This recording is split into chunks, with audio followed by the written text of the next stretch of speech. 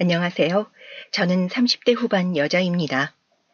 남들처럼 평범하게 자라서 평범한 남편과 평범하게 결혼해서 예쁜 5살짜리 딸을 하나 두고 있는, 남들이 볼 땐 행복해 보이기도 하는 그런 지극히 평범한 생활을 하고 있습니다.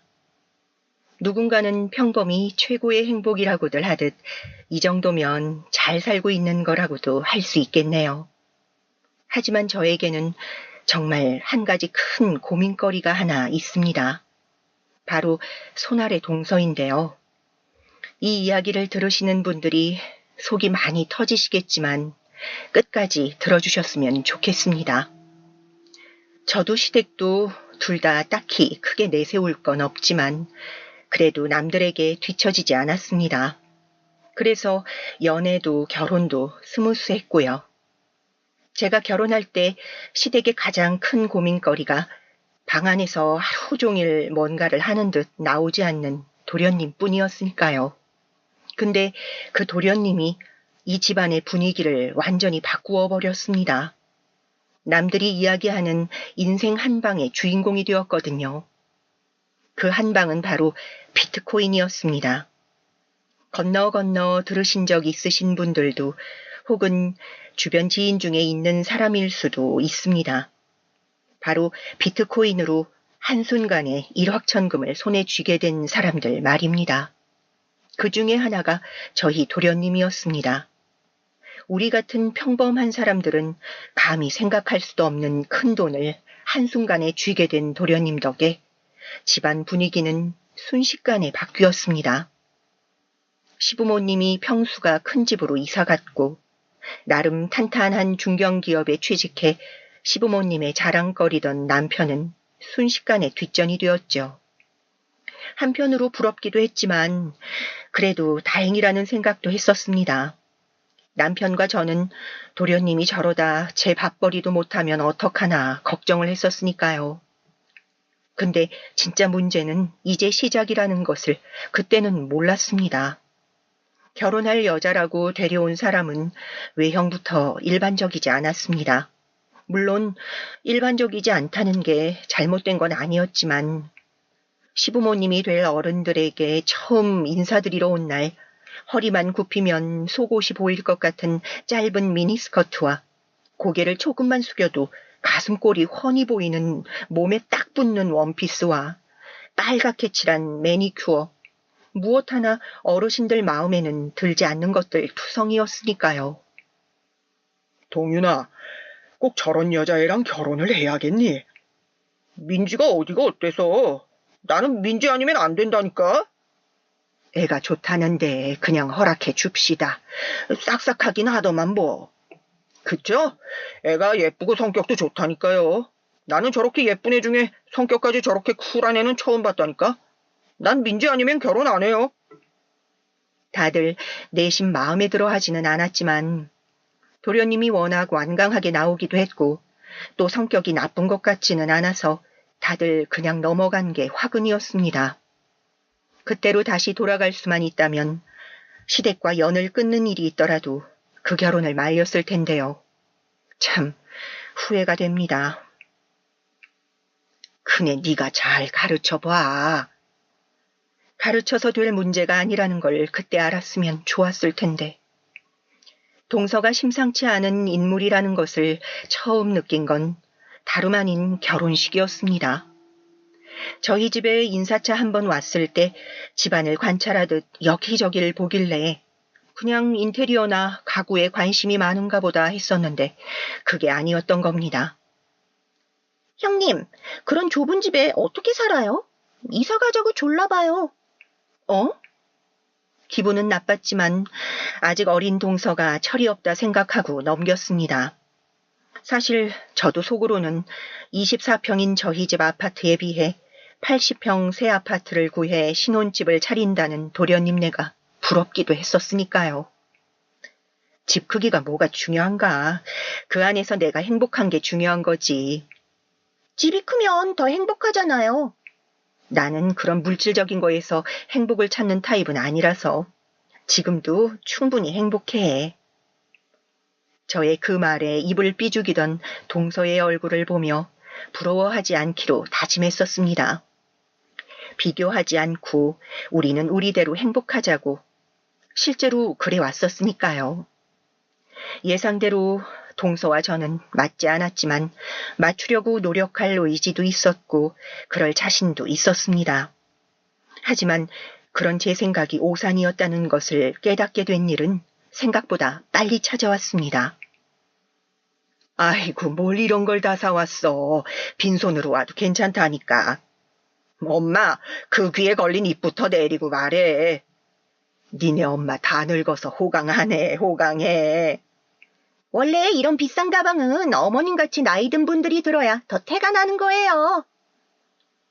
신혼여행 선물로 시어머니에게 1,000만 원이 넘는다는 명품 가방을 들고 온 날, 저에겐 작은 쿠키 세트를 하나 주면서 했던 말이 형님은 작은 거에도 행복을 느끼시는 타입인 것 같아서 일부러 큰 거 준비 안 했어요. 혹여나 부담스러워 하실까 봐. 맛있게 먹을게. 누가 봐도 매기는 것 같은 상황이었지만 분위기를 이상하게 만들고 싶지 않아서 그냥 넘어갔었던 기억이 있네요. 하지만 그건 시작일 뿐이었습니다. 그 이후로도 동서의 그런 식의 언행들은 계속됐습니다. 시어머니의 강권으로 어쩔 수 없이 셋이서 쇼핑을 가게 된 날이었습니다. 이거저거 걸쳐보며 입이 귀에 걸린 시어머니를 보며 씁쓸한 기분이 들었지만 저희가 해드릴 수 없는 일을 해드리는 거니 내색하지 않았습니다. 저희는 저희 방식으로 물질이 아닌 다른 효도를 하면 되는 거니까요. 근데 그날 동서와 첫 언쟁이 있었습니다. 그거 비싸요, 형님. 산다고 하지도 않았고 그냥 구경만 하고 있던 저에게 동서가 면박 주듯 하는 말에 저도 모르게 욱한 마음이 들었습니다. 왜? 나는 비싼 옷 못 입어? 아니, 이런 거에 행복을 느끼시는 분이 아니니까 그런 거죠. 뭘 그렇게 꼬아서 들으세요? 가격이 아니라 옷이 예뻐서 그냥 본 거야. 예쁜 건 되게 비싸니까요. 원래 분수에 맞춰서 사는 거잖아요, 다들. 내가 이걸 사 입을 분수가 안 된다는 거야? 솔직히 아주머님 벌이가 있는데 이런 옷은 좀 과한 지출 아니에요? 그건 내가 알아서 할게. 뭘 남의 벌이까지 신경 써주고 그래? 걱정되니까 하는 말이죠. 그런 걱정 괜찮으니까 안 해줘도 돼. 걱정해줘도 난리야? 그거 자격지심이에요, 형님. 이런 거 없이도 행복하다더니 그것도 아니네 뭐. 뭐? 너희 거기서 뭐하니? 그런 말을 서슴없이 할 수 있다는 것에도 놀랐지만 속으로 얼마나 나를 무시하고 있었으면 그럴 수 있었을까 서글퍼지기도 했습니다. 시어머니의 만류가 아니었으면 울컥한 저도 화를 참지 못하고 대낮부터 백화점에서 머리채를 잡고 싸웠을지도 모를 일입니다. 그날 이후 저는 동서를 만나면 극도로 예민해져만 갔습니다. 매번 그런 식으로 빈정거렸기 때문이죠. 남편에게 말해도 방법이 없으니 제가 참으라는 말만 반복될 뿐이었습니다. 그러면서 언젠가 자신이 동생에게 한번 말해보겠다는 이야기만 돌아올 뿐이었죠. 한 번은 이런 일도 있었습니다. 동서는 지나칠 정도로 외모에 집착했습니다. 거리를 지나다니던 젊고 예쁜 여자들을 볼 때면 노골적으로 불편한 기색을 보였는데 도련님이 그런 여자들을 쳐다라도 보는 날엔 정말 거품을 물며 악을 썼습니다. 예쁘고 어린 걸 무기로 부자인 남편을 얻었다는 것을 본인 스스로도 너무 잘 알고 있었던 이유겠죠. 지금 내가 옆에 있는데 다른 여자한테 눈이 돌아가? 나만 보겠다는 약속 그거 다 뻥이었어? 동서가 그렇게 악을 쓰면 도련님은 어김없이 그녀에게 사치품을 건넸습니다. 반짝이는 보석들을 보며 자신이 성공한 삶을 살고 있다고 그렇게 생각했을 것 같습니다.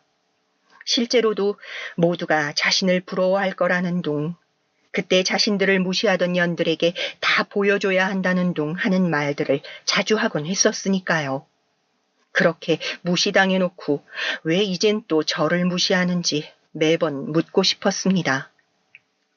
시어머님이 동서에게 꼼짝하지 못하면 못할수록 그리고 옷방에 그녀의 사치품들이 많아지면 많아질수록 동서의 잘난 척과 저를 향한 무시는 심해졌습니다. 동서는 말끝마다 없어 보이게 없어서 그렇다는 말을 내뱉었으니까요. 그렇게 자꾸 듣다 보니 정말 저희 집이 없는 건가 하는 생각도 들었습니다. 왜 나는 제대로 된 명품 가방 하나가 없고 24평밖에 되지 않는 아파트에서밖에 살지 못하며 매달 이번 달 생활비로 얼마를 썼는지를 계산하는 삶을 살아야 하는지에 대해서도 생각했던 것 같습니다. 그 전까지는 한 번도 그런 생각을 해본 적이 없었는데 말이죠. 그러다 보니 부부간에 잦은 다툼들이 생기기 시작했습니다. 안 그러던 사람이 그러니까 이러지. 왜 갑자기 남들이랑 비교하면서 불행해하는 건데? 동윤이네가 그렇게 부러워? 그 말에 한 대 맞은 듯 정신이 번쩍 들었습니다. 한 번도 누군가와 비교하며 불행해하지 않았던 제가 동서의 말에 휘둘리고 있다는 사실을요. 남편의 태도가 바뀐 것도 이쯤부터였던 걸로 기억합니다. 동서와 가깝게 지낼수록 문제가 된다는 사실을 인지했기 때문이었겠죠. 그 이후로 저희 부부는 도련님네를 만나는 것을 일부러 피했습니다. 이런저런 이유를 대가면서요. 하지만 아시다시피 매번 그럴 수는 없었습니다. 필연적으로 만나게 되는 날들이 있었고, 그런 날들이면 외출을 하기 전에 거울을 보면서 제 자신을 다독였습니다. 절대 휘둘리지 말고 비교하면서 불행해지지 말자고요. 그런 일상이 반복되다 보니 저도 지쳐가고 있었습니다. 친구들에게 이야기를 해도 딱히 뾰족한 방법을 찾을 수는 없었습니다. 어쨌든 금전적으로 시부모님이 도련님네 눈치를 보고 있는 상황이었고 저희가 달리 뭔가를 해드릴 수 있는 여유가 없었기 때문이었습니다. 명절마다 불려다니고 반찬해다 나르는 건 작은 며느리가 쥐어주는 봉투와 명품백에 비하면 아무것도 아닌 게 되어 있었습니다. 그 현실이 서글펐지만 도련님네와 최대한 마주칠 일을 만들지 않는 쪽으로 노력했습니다. 요즘 왜 이렇게 표정이 안 좋니? 제 속도 모르고 그런 말을 하는 시어머님이 얄미웠지만 성격상 또 어르신에게는 말을 못했습니다. 그리고 지금 서로 좋아 죽는 시어머님과 동서 사이에 괜히 말을 꺼내봤자 저만 이상해질 것 같기도 했고 말입니다. 그렇게 저만 참는 나날들이 계속됐습니다. 하지만 가끔 눈물 나는 날도 있었습니다.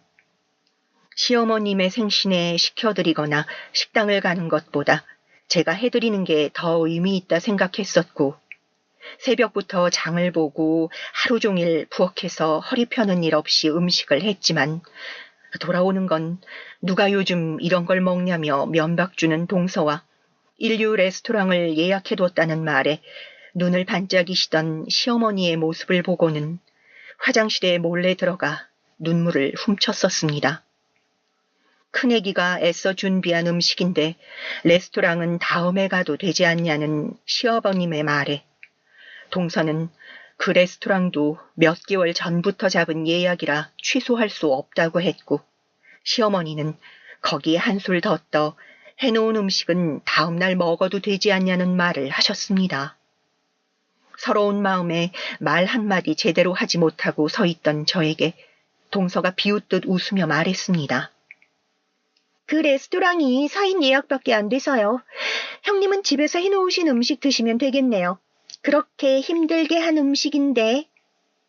그래도 이 사람 성의를 봐서라도 오늘은 집에서 드시죠. 어머, 내가 얘 성의를 무시해서 그러니? 예약하기 힘들다는 레스토랑을 예약한 작은 애 성의는 성의가 아니야? 말이 통하지 않을 것 같아 남편의 옷을 잡아 끌었습니다. 하루 종일 부엌에 서 있는다고 허리고 어깨고 아프지 않았던 곳이 없었지만 그래도 고마워는 하실 줄 알았는데 시어머님은 다 차려놓은 식탁을 거들떠도 보지 않고 나가셨고 나가시는 그 순간까지 고맙다 고생했다 말 한마디 하시지 않으셨습니다. 너무 서러웠습니다. 저희 엄마 생각이 나더라고요. 친정엄마 생신도 이렇게 정성 들여 차려본 기억이 없었습니다.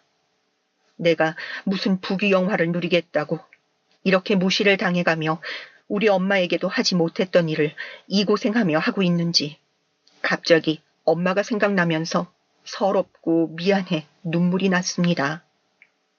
그런 제 모습을 보고 남편도 느끼는 바가 많아 보였습니다. 그리고 남편도 말은 안 했지만 은연중에 시어머님께 도련님과 비교당하며 이런저런 말들을 많이 듣긴 했어요. 세상이라는 게 그렇더라고요. 자랑이던 아들이었는데 더 잘난 아들이 나오니 한순간에 전세 역전이 되어 사랑도 관심도 다 그쪽으로 가버리는 어쩔 수 없다고 생각은 하면서도 서운했고 저 정도로 노골적인 시어머니의 행동이 원망스럽기도 했습니다. 도련님네와 시부모님이 나간 날 방에서 엉엉 울던 저를 남편이 다독이며 앞으로는 생신도 따로 챙기자 말했었습니다. 그렇게 저희는 꼭 필요할 때 아니면 1년에 한 번 볼까 말까 한 대면대면한 가족이 되어 있었습니다. 사람 하나 잘못 들이면 가족 분위기가 바뀌는 건 정말 순식간이더라고요. 그 일 이후로 동서는 더 의기양양해졌습니다. 전보다 가끔 보는 만큼 한 번 만났을 때 사람을 무시하는 강도가 심해졌다고 해야 할까요? 볼 때마다 새로운 옷, 새로운 가방을 들고 와서는 형님은 그 가방밖에 없냐고 빈정거렸습니다. 그래, 너도 좋은 가방 하나 사. 매번 이렇게 같이 다니는데 너만 그런 거 들고 있으면 같이 다니는 사람도 신경 쓰이지 않니? 창피하다는 말씀을 그런 식으로 하시더라고요. 그 말을 듣고는 남아있던 정마저 다 떨어졌습니다. 하지만 저도 정말 답답한 인물인지라 어른이 불러내면 또 거절하지 못하고 나가서 그 싫은 소리를 다 듣고 들어오곤 했습니다. 문제를 해결하려 노력을 아예 하지 않은 것은 아닙니다. 제 딴에는 노력했어요. 이 이야기를 해주면 제 주변 사람들은 하나같이 연을 끊는 수밖에 없다고 했지만 제 성격을 아는 친구들은 네가 그럴 수 없다는 걸 아니까 하며 나름의 방법을 제시해 주기도 했습니다. 이건 어르신들이 정리를 해주는 것 말고는 방법이 없다고 하더군요. 우리가 한두 마디 해서 될 문제는 아니라고요. 제 생각도 마찬가지였습니다. 그리고 그게 정답이기도 했고요. 그런 사람들은 태생이 남이랑 자기를 비교하면서 우월감을 느끼는 부류라 절대 안 고쳐져. 네가 애써봐야 소용없이 어른들인 계속 그러면 안 된다고 주의를 주거나 아니면 안 보는 수밖에 없다니까. 어머님한테 말하면 들으실까? 너희랑 계속 잘 지내고 싶으면 듣는 척이라고 하시겠지. 그리고 서아 있는데 들으시려 하지 않을까? 손녀는 계속 보고 싶으실 거 아니야. 친구의 이 말에 일말의 희망을 품었습니다. 서아를 예뻐하시니 손녀딸을 계속 보시기 위해서라도 제 말을 아예 무시하지는 않으실 거라고요. 하지만 그런 제 기대가 너무 과했던 걸까요? 아니면 어머님은 동서가 주는 것들을 포기하고 싶지 않으셨던 걸까요? 찾아뵙고 진지하게 이야기를 꺼낸 날이었습니다. 애가 아직 철이 없어서 그런 걸 손윗 사람이 좀 참을 줄도 알아야지. 뭘 그러니? 한두 번이어야 말이죠, 어머니. 애 낳고 철이 좀 들면 저러지도 않겠지. 마음이 넓은 네가 좀 참으렴. 그놈의 철이 없어서 어려서 20대 후반이 언제 그렇게 세상 물정이라고는 하나도 모르고 철없이 아무 말이나 막 해도 되는 어린 나이였나요? 그 나이면 다른 친구들은 취직해서 열심히 사회생활하면서 자기 몫을 다 해내는 나이 아니었나요? 더 말해보고 싶었지만 더 이상 말이 통할 것 같지 않아 남편에게 선언했습니다. 앞으로 동서와 마주칠 만한 일은 최소한으로 만들겠다고. 전만큼 시댁 어르신들에게 자주 찾아뵙지 못할 것 같으니 당신이 이해하라고. 시어머님을 뵙고 집으로 돌아오면서 이 집에서 이제는 정말로 더 이상 며느리 노릇을 할 수 없겠구나 생각했습니다. 시어머님에게 며느리는 돈 있는 동서일 뿐이었던 거죠. 사실 그 돈도 동서의 돈이 아닌 도련님의 돈이었지만 어쨌든 도련님이 죽고 못 사는 자신의 부인은 동서였으니까 말이죠. 처음에는 썩 내켜하지 않던 남편도 제 이야기를 들으면서 마음을 바꿨습니다. 그런 사람과 계속 붙을 일을 만들면 불만 없던 제 생활에도 불만이 생길 것 같다는 말이 아마 남편에게는 크게 와닿았던 것 같습니다. 그렇게 시댁과의 교류가 점점 줄어들었습니다. 처음에는 불만을 이야기하던 시어머님도 단호한 저와 남편의 말에 어쩔 수 없이 수긍하시는 것 같았습니다. 무엇보다 동서가 나르는 것들을 포기하고 싶지 않으셨던 마음이 더 크셨겠죠.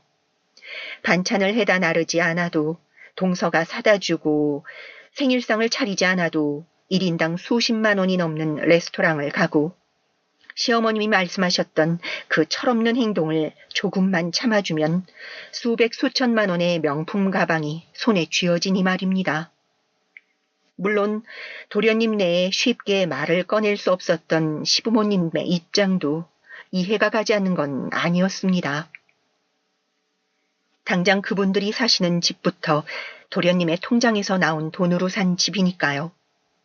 우리만 빠지면 되는 일이었고 그 사실이 씁쓸했지만 시간이 지날수록 편하다는 생각도 했습니다. 시댁에 신경 쓰며 자주 찾아뵙지 못하던 저희 부모님께도 자주 찾아뵙고 남편과 친정 간의 사이도 그 전보다 더 좋아졌으니까요. 그렇게 나름 만족하며 어쩌면 그 전의 생활로 돌아갔습니다. 아니, 어쩌면 그 전보다 좋았을지도 모릅니다. 쭉 이렇게 지냈으면 정말 좋았겠지만 제가 이 긴 이야기를 시작하게 된 사건이 일어나고야 말았습니다. 그렇게 연락을 끊고 지낸 지 대략 2년 정도 지났을 때 일이었습니다. 명절에도 시댁에 오지 않고 돈 봉투만 보내는 동서가 오히려 고마워질 때쯤 시아버지가 넌지시 요즘 다 같이 본 지 너무 오래되었다며 가족끼리는 이렇게 소원하게 지내면 안 된다는 말을 꺼내셨고 제 표정이 굳어지는 걸 보며 남편이 둘러 거절의 의사를 표했지만 시아버지는 완강하셨습니다. 그래서 어쩔 수 없이 다 같이 보기로 하게 되었고 어쩌다 보니 그 모임의 장소는 저희 집이 되었습니다. 남편은 정말 오랜만에 도련님에게 연락해 동서의 언행을 단속시켰고 도련님은 살짝 언짢아 하긴 했지만 그러겠다 했다고 그 말을 듣고 마음을 너무 놨었던 것 같습니다. 형님, 오랜만이네요. 잘 지내셨어요? 처음 보는 미소와 싹싹한 말투로 큰 과일 바구니와 소고기 등 양손에 잔뜩 선물을 들고 와 그동안 너무 인사가 없어서 죄송했다는 동서를 보며 못 보는 동안 철이 좀 들었나 보다 생각했습니다. 원래 모이기로 한 시간보다 2시간이나 일찍 와 음식하는 것을 돕겠다 하는 모습에서 저도 모르게 마음이 좀 풀어졌던 것도 같습니다. 형님 보면 진짜 돈이 다가 아니라는 생각이 들어요. 이렇게 화목하게 애기 키우면서 잘 사시잖아요. 저는 요즘 임신이 안 돼서 스트레스 받고 있는데 바로 애기 가지신 것도 그렇고 복이라니까요. 동서도 곧 좋은 소식이 있을 거야. 엄마가 될 때가 돼서 그런가 부쩍 달라진 동서의 모습에 이런저런 이야기를 하며 긴장의 끈을 좀 풀었던 것도 같습니다. 여전히 손가락 하나 까딱하진 않았지만 그건 이미 각오했던 일이기도 하고 내 신경을 긁지 않고 입에 발린 소리일지언정 듣기 좋은 말을 하는 동서에게 놀라기도 했었고요. 서아랑 좀 놀고 있을래? 마침 어린이집에서 하원을 한 서아가 집에 도착해 동서에게 아이와 놀아달라는 부탁을 했습니다. 싫다는 내색 없이 아이에게가 이런저런 이야기를 하는 동서를 보며 이제 진짜 변했구나 싶었을 때 서아가 울먹이는 표정으로 벌떡 일어나 남편을 향해가 물었습니다. 아빠, 숙모가 나보고 거지래. 나 거지야? 그게 무슨 소리야? 불쌍하다고 거지 같은 부모 만나서 이런 집에 산다고 그랬어. 소아가 엉엉 울면서 남편에게 한 말은 충격 그 자체였습니다. 제 상식으로는 이제 5살밖에 먹지 않은 아이에게 어떻게 그런 말을 할 수 있는지 이해가 가지 않았습니다. 아니, 그보다 먼저 제 아이가 그런 말을 들었다는 것에 대한 분노와 충격으로 손이 떨릴 지경이었습니다. 지금 한 말이 사실이냐고, 대체 무슨 생각이냐고 따져 묻고 싶은 말들이 머릿속에 가득했지만 너무 놀라 미처 한마디도 하지 못하고 있을 때 저보다 빨리 말을 꺼낸 건 남편이었습니다. 남편은 서아에 대한 일이라면 늘 발벗고 나설 만큼 딸을 예뻐하는, 흔히들 이야기하는 딸바보 아빠였습니다. 아이도 아빠와 무척 사이가 좋았고요. 자신의 딸이 그런 소리를 들었다는 사실이 남편을 분노하게 만들었습니다. 그래도 그 와중에 동서가 아닌 도련님에게 먼저 말을 하더군요. 너는 무슨 정신머리야? 이런 걸 어디서 부인이라고 데려와서 인사시킬 때부터 알아봤어야 하는데 애한테 할 말이 있고 못할 말이 있지. 내가 단속 제대로 하라고 했지. 도련님도 처음에는 살짝 눈치를 보는 듯 하더니 제 부인이 자신의 뒤에 숨자 무슨 기분이 들어서였는지 자신의 안사람 편을 들기 시작했습니다. 그래야 할 상황이 있고 아닌 상황이 있는데 말이죠. 아니, 말실수를 한 건 맞는데 이런 거라니 너무한 거 아니야? 실수? 한두 번이어야 실수지. 주의를 몇 번이나 줬는데도 이렇게 실수를 하는 거면 고의거나 머리에 든 게 없는 게 아니고? 말을 뭐 그렇게 심하게 하세요? 말을 먼저 심하게 한 건 그쪽이잖아요. 애한테 거지라뇨. 맞는 말이잖아요. 부모 잘못 만나서 이렇게 조그만 집에서 거지같이 커야 하는 거. 그 말에 울컥해 제가 나서려던 때에 도저히 참지 못한 남편의 손이 동서의 뺨을 향했습니다. 쫙 하는 소리와 함께 동서의 고개가 돌아갔고 모두가 그 자리에서 한동안 멈춰 있었습니다. 잠시 뒤 도련님이 남편에게 달려들었고 경찰을 부르겠다는 동서를 제가 뜯어말리던 그때 집에 시부모님이 도착하셨습니다. 언제부터였는지 울고 있는 서아와 난장판이 된 집을 보고 시아버지가 소리를 지르셨습니다. 이게 무슨 짓들이야? 저희의 모든 이야기를 들은 시부모님의 반응은 두 분이 달랐습니다. 분명 동서의 잘못이 맞지만 동서를 탓할 용기는 없으셨던 시아버지와 이미 동서가 하는 모든 일들은 용서할 준비가 되어 있으신 시어머님. 시어머님은 동서를 언행을 조심하는 게 좋을 것 같다는 말을 하심과 동시에 대놓고 동서 편을 드시며 그래도 손찌검을 한 남편이 더 잘못했다 역정을 내셨습니다.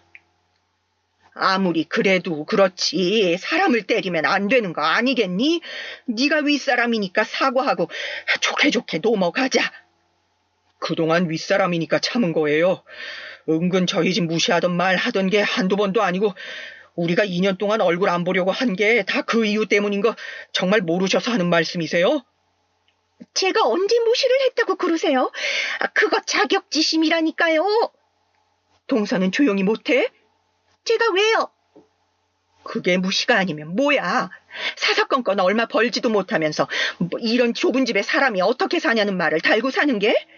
동서 나 만나서 그런 말 한 번이라도 안 한 적이 있기나 한 줄 알아? 그런 말 안 하고는 못 사는 병이라도 걸렸어?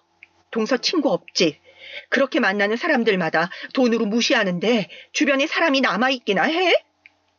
지금 말 다 하셨어요?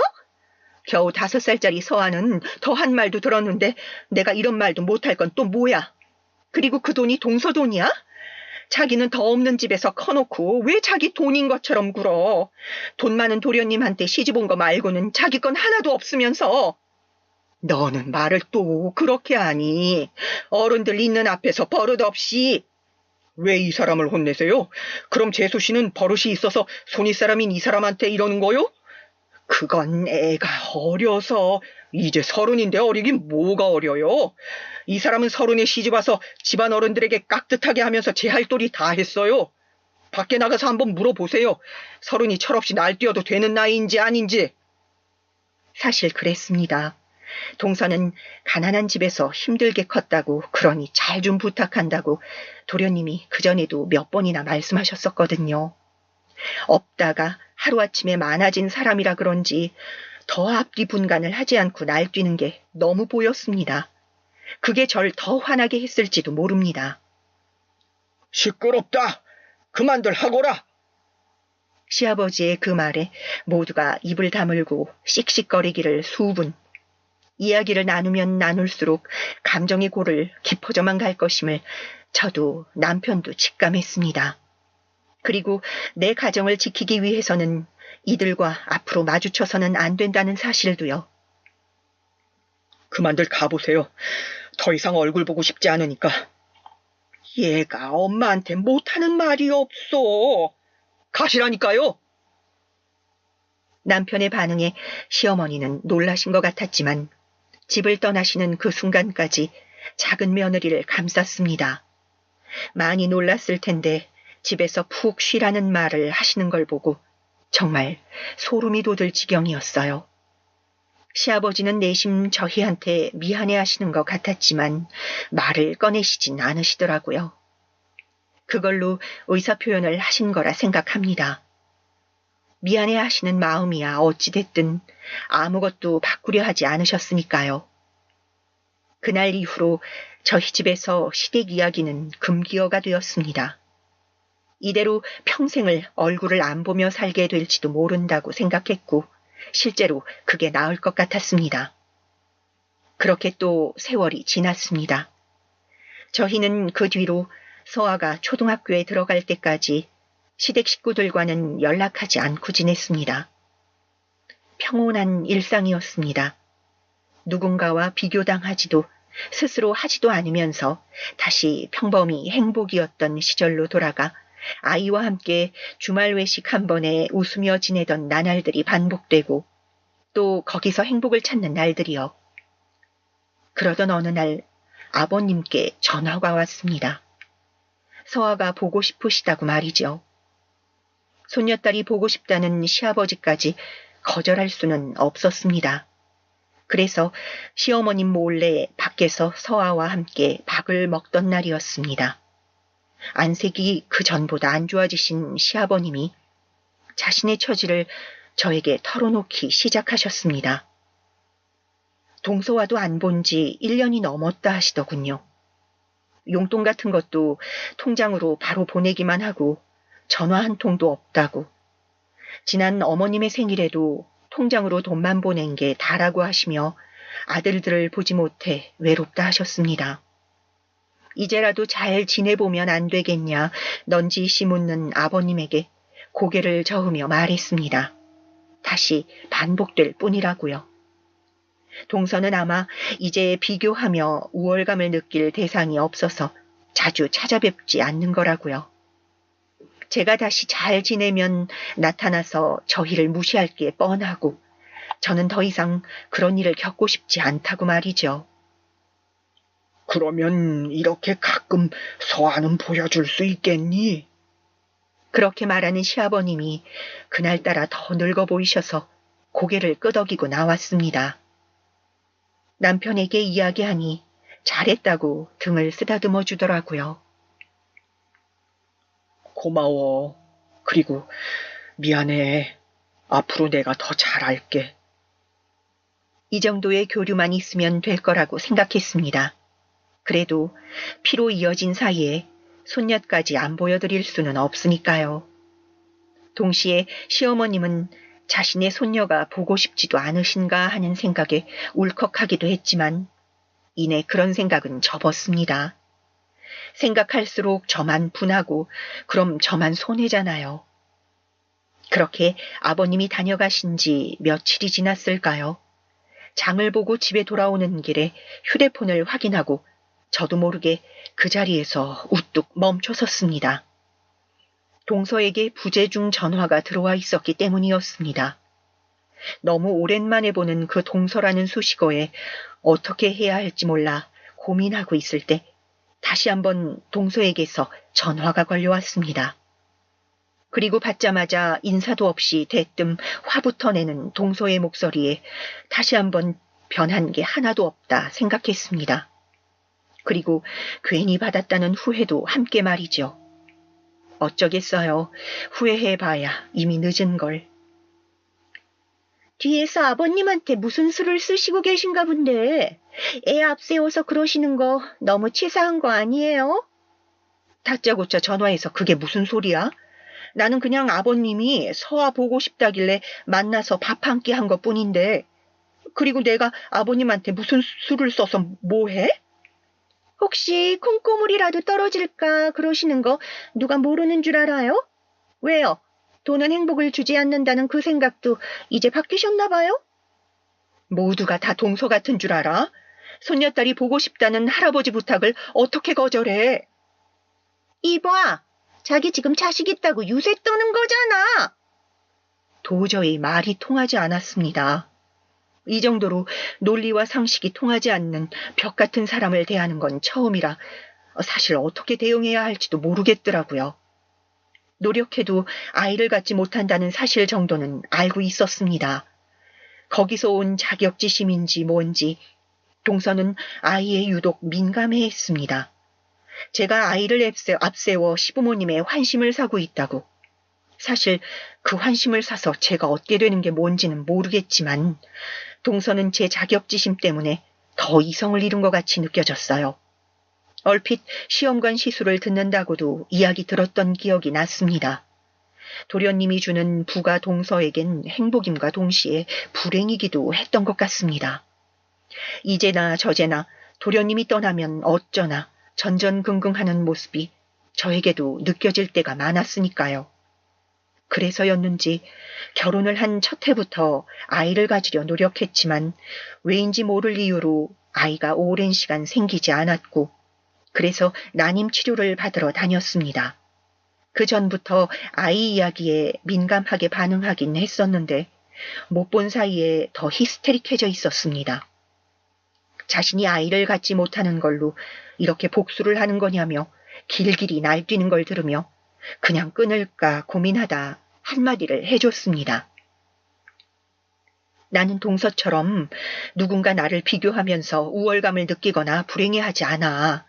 나는 아이가 있고 동서는 없는 걸로 그런 감정 느껴본 적 없어. 나는 동서 같은 사람이 아니거든. 그렇게 전화를 끊고 이긴 기분이 들었습니다. 그런 기분도 옳지 않은 감정이라는 건 충분히 알고 있었지만 그동안 당해온 것들이 있어서 그런지 후련하더라고요. 그 감정이 미처 사라지기도 전에 다시 엄청난 일을 겪어야 했지만 말이에요.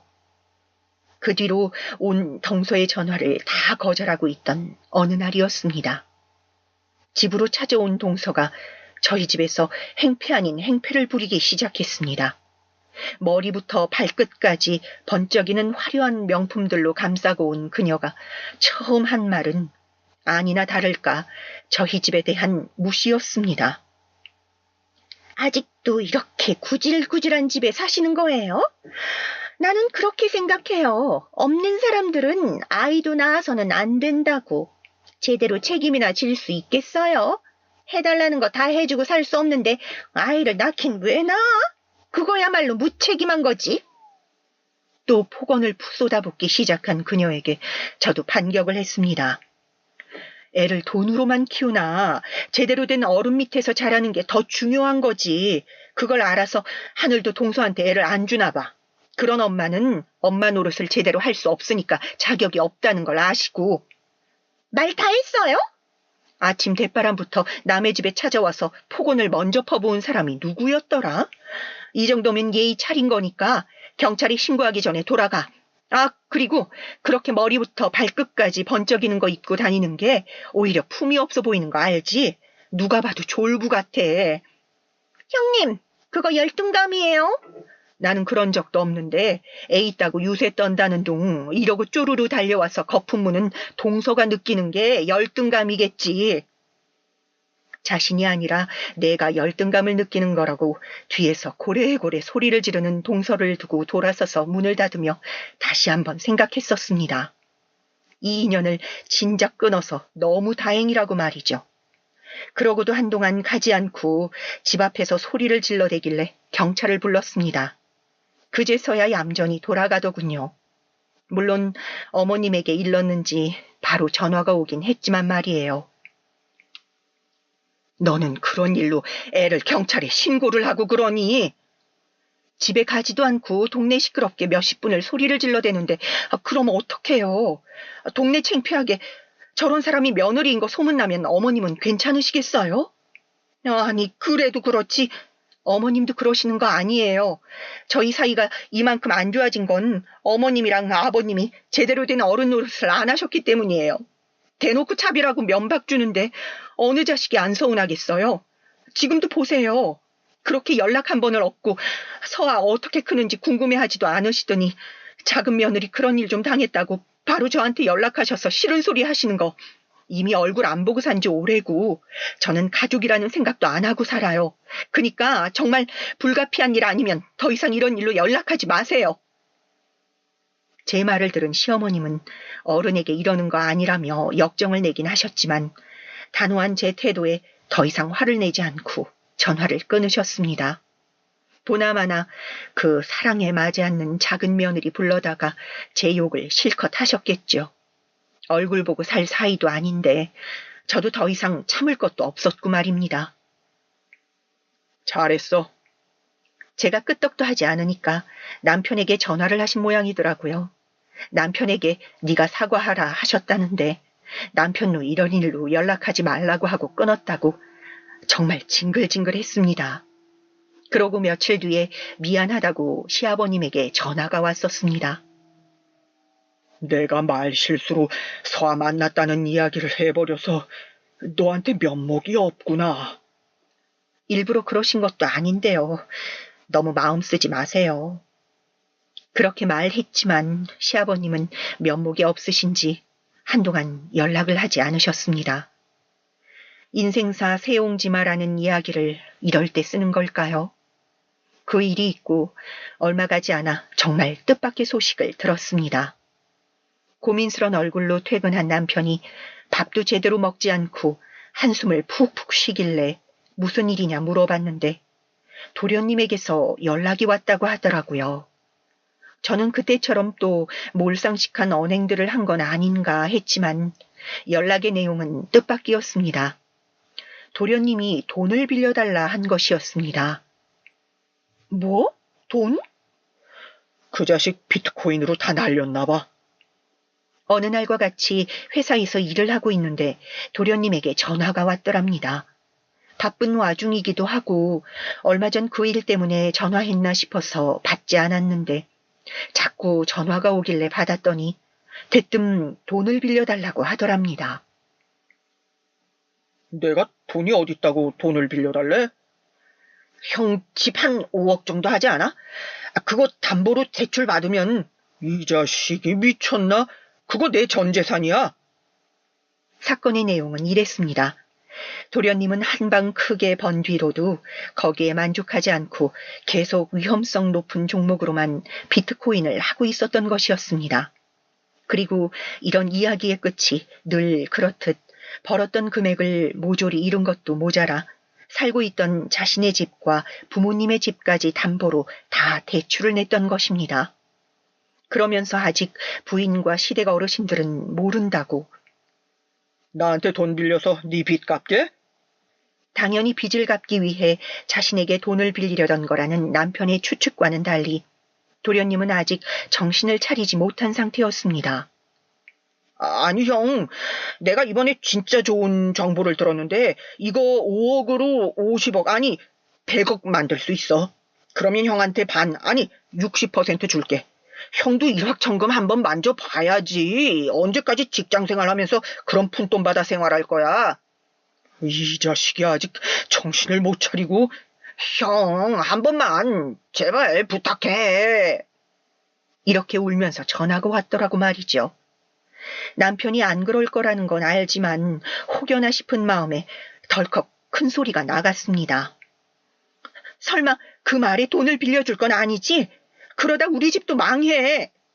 당연히 돈을 빌려줄 생각은 없지. 나도 단칼에 거절했어. 문제는 그게 아니라 제가 저대로 빚더미에 앉게 되면 부모님 사는 집도 넘어갔다는데 당장 길거리에 나 앉게 생긴 거잖아. 이걸 모른 척 할 수도 없고. 연을 끊었으니 망하든 말든 상관없다 생각하시는 분들도 있지만 아시다시피 부모 자식 간의 연이 그렇게 단칼에 바로 끊어지는 것만은 아니잖아요.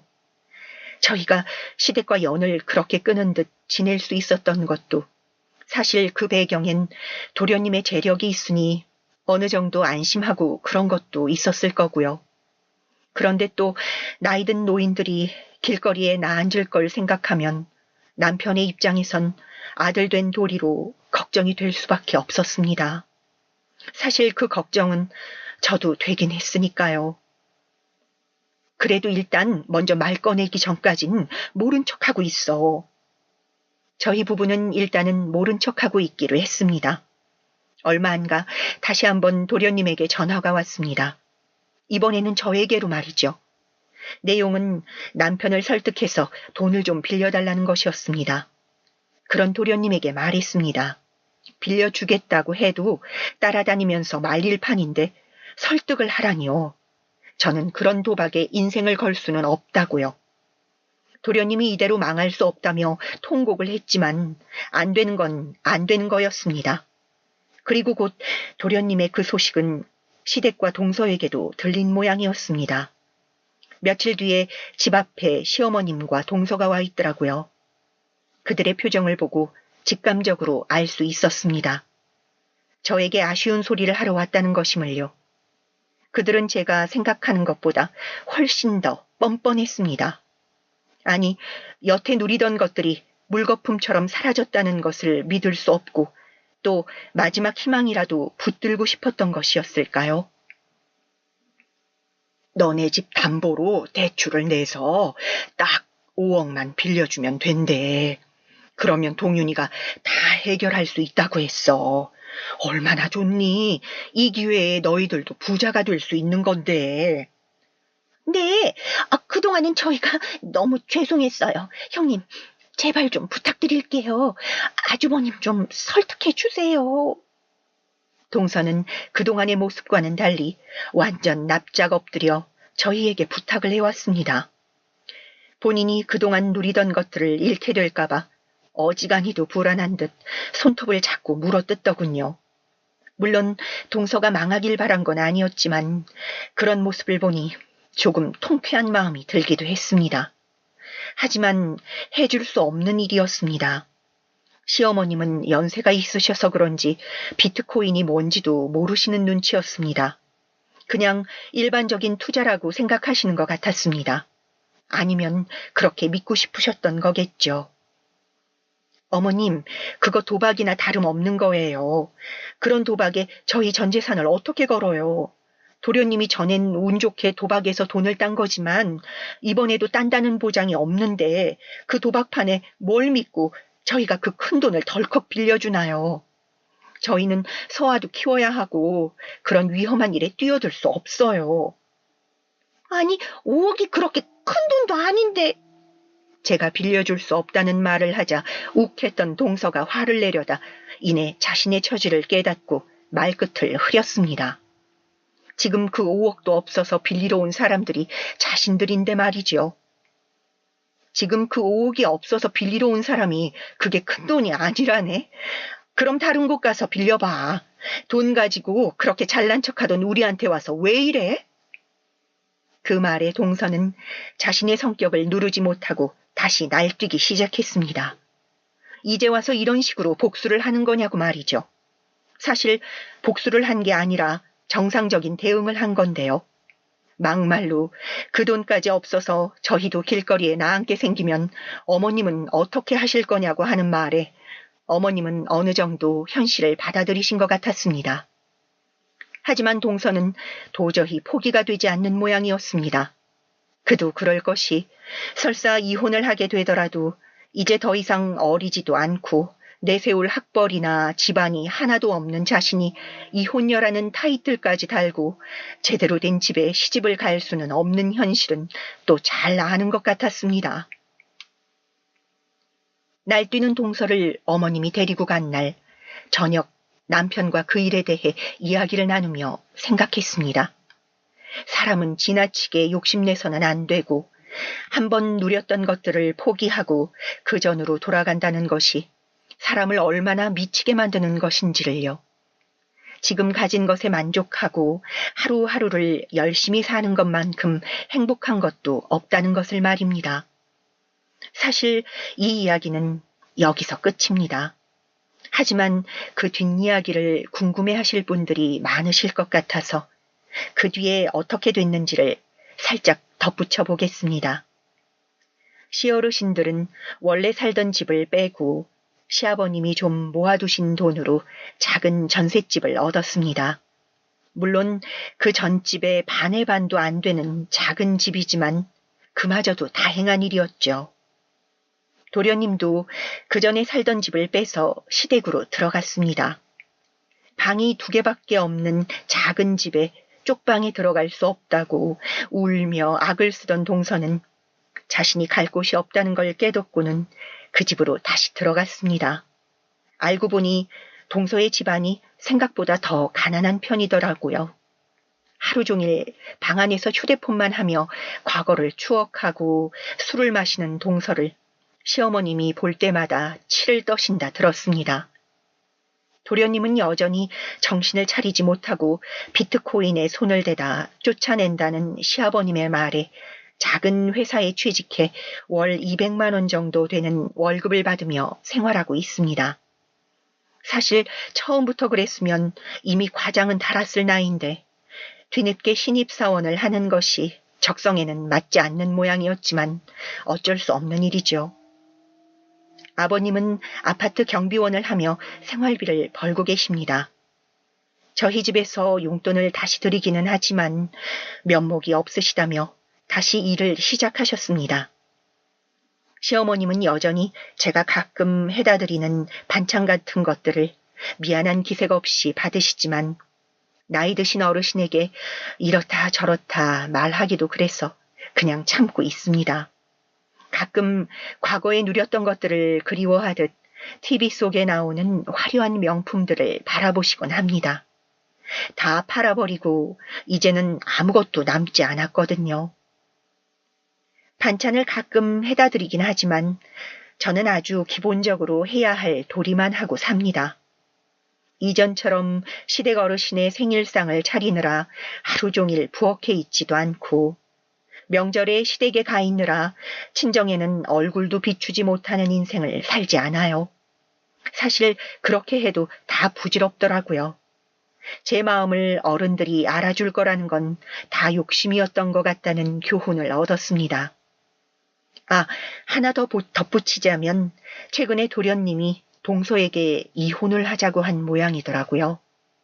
시어머니나 시아버님도 방 안에 틀어박혀서 밥 먹을 때만 나와 인사도 없이 밥만 먹고 들어가는 며느리가 꼴보기 싫으신 거겠죠. 더구나 자기 손으로 설거지며 청소 하나 안 하는 며느리를요. 이제는 예전같이 아름다운 얼굴도 몸매도 젊음도 없이 세월이 지나 사랑도 식어버린 그런 여자를 보고 있기 싫은 도련님의 마음도 이해는 가지만 어쩌겠어요. 본인이 한 선택인걸요. 동서는 위자료를 주지 않으면 이혼을 할 수 없다 선언했습니다. 시어머니는 그런 동서에게 집을 나가지 않을 거면 집안일이라도 도우라 했고 동서는 울며 겨자 먹기로 청소와 빨래를 하고 있다고 들었습니다. 갈 곳이 없는 동서가 할 수 있는 최선의 선택이었겠죠. 아이고, 큰애 왔니? 세상 다정한 목소리로 저를 그렇게 부르실 때 가끔 예전 생각이나 한마디 하고 싶어지지만 그럴 때마다 옆에서 분한 표정으로 과일을 깎고 있는 동서를 보며 위안 삼습니다. 서로 그렇게 좋아 죽던 시어머니와 며느리가 24평 아파트보다 좁은 한 집에서 서로를 미워하며 지내는 것이 그 어떤 말을 보태는 것보다 통쾌하기도 하고요. 한 가지 슬픈 점은 동서에게 그런 상식밖의 말을 들었던 딸 서아가 아직 그 일을 잊지 못한다는 것입니다. 다 잊은 줄 알았는데 어느 날 시댁을 갔다 오던 길에 말을 하더라고요. 그때 숙모가 자기한테 거지 같다고 했던 거 아직 기억한다고요. 그래서 숙모가 싫다고요.